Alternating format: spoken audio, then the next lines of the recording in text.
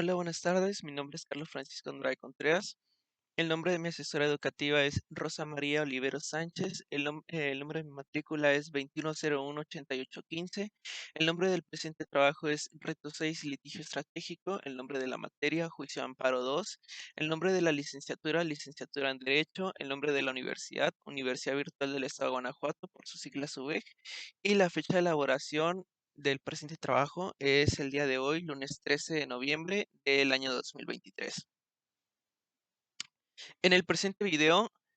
del trabajo titulado Litigio Estratégico se basará en el contexto de analizar una sentencia de amparo indirecto, en esencia la causal normas generales, resuelta por el Juzgado Noveno de Distrito en el estado de Michoacán,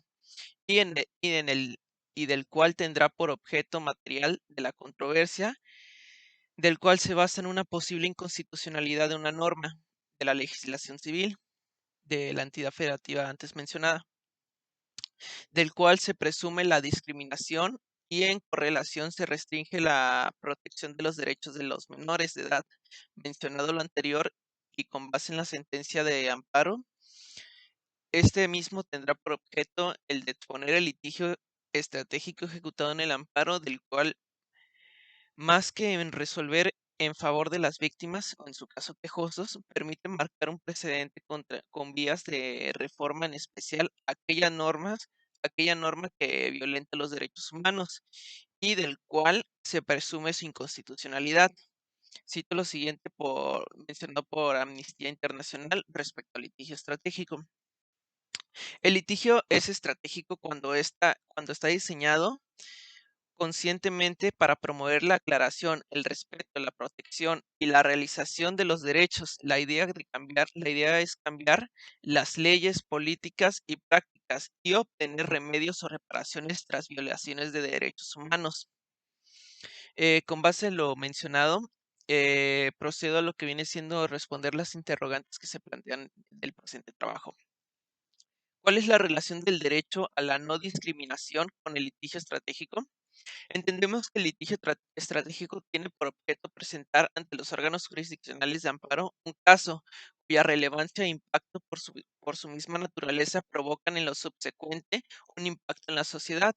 y marcan un precedente en las legislaciones y ordenamientos jurídicos, así como en la política social y las prácticas que ejercen algunas dependencias del Estado mexicano. Lo cual entendemos que, si bien la reparación del daño y en su correlación la protección de la justicia federal será exclusivamente para el quejoso, también causará un impacto en la sociedad, pues el impacto resultaría ser más allá de un caso particular. Bajo este mismo contexto, la parte promovente se basará en la ley interna como en los instrumentos internacionales aplicables a la materia de derechos humanos. La relación del derecho a la no discriminación con el litigio estratégico se funda en marcar precedentes respecto a las normas que integran el orden jurídico y del cual, por su misma autoaplicación o ser aplicadas por la autoridad, causan un perjuicio, en específico al tema tratado, del cual sería la no discriminación.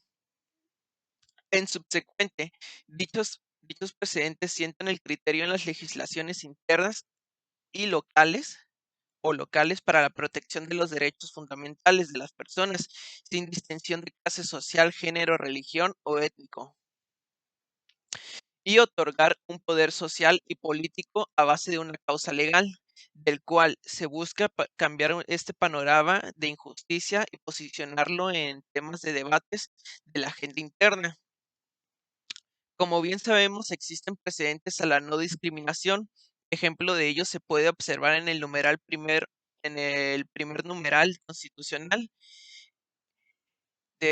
obviamente, de nuestra Constitución mexicana, en instrumentos internacionales como la Convención Americana sobre los Derechos Humanos, Convención de los Derechos del Niño y la Ley General de los Derechos de Niñas, Niños y Adolescentes, así como legislaciones locales y federales del derecho interno.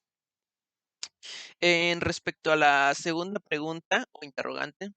identifica un caso práctico en el que se haya hecho uso del litigio estratégico para la protección del derecho a la no discriminación, de acuerdo con lo que leíste, en ese caso la sentencia resuelta por el órgano jurisdiccional de amparo.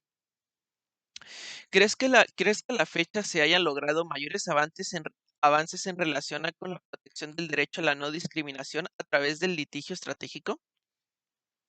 Con base en la sentencia dictada y resuelta por el Juzgado Noveno de Distrito en el estado de Michoacán, no cabe la menor duda que esta misma dejó un precedente desde la emisión de la sentencia hasta la actualidad, y en correlación se ha visto un debate sobre la no discriminación y aquellos grupos en situación de vulnerabilidad. Pues gracias a las sentencias y casos controversiales que por esta misma naturaleza fortalecen el Estado de Derecho, es decir, mediante la promoción de casos ante los órganos jurisdiccionales, cooperan con el Estado y los jueces a que se reconozcan los derechos fundamentales y a hacer visible problemáticas como la de este caso. Sin embargo, la sentencia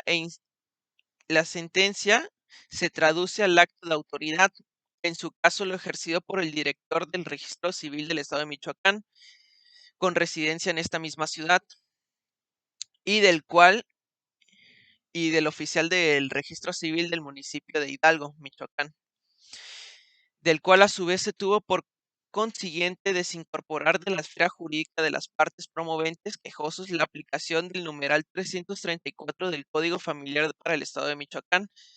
Sin embargo, cabe destacar que el numeral que infringió en una contradicción a lo dispuesto en la Constitución sigue vigente, tal como se prevé en lo siguiente, artículo 334. Cuando se trate de matrimonio heterosexual, se presumen hijos de los cónyuges,